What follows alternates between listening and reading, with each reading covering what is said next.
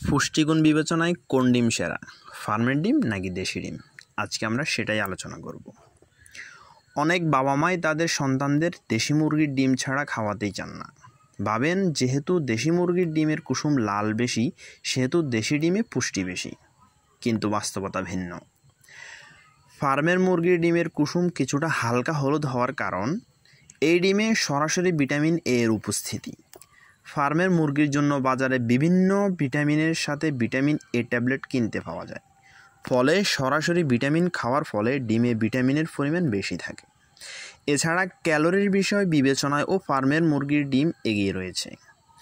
একটি দেশি মুরগির ডিমে রয়েছে 50 মিলিগ্রাম ক্যালোরি, অন্যদিকে একটি ফার্মের মুরগির ডিমে রয়েছে 70 গ্রাম ক্যালোরি। এছাড়াও ভিটামিন ডি সহ 11 ধরনের ভিটামিন ও খনিজ থাকার জন্য বলা যেতে পারে দেশি মুরগির চেয়ে ফার্মের ডিম এগিয়ে।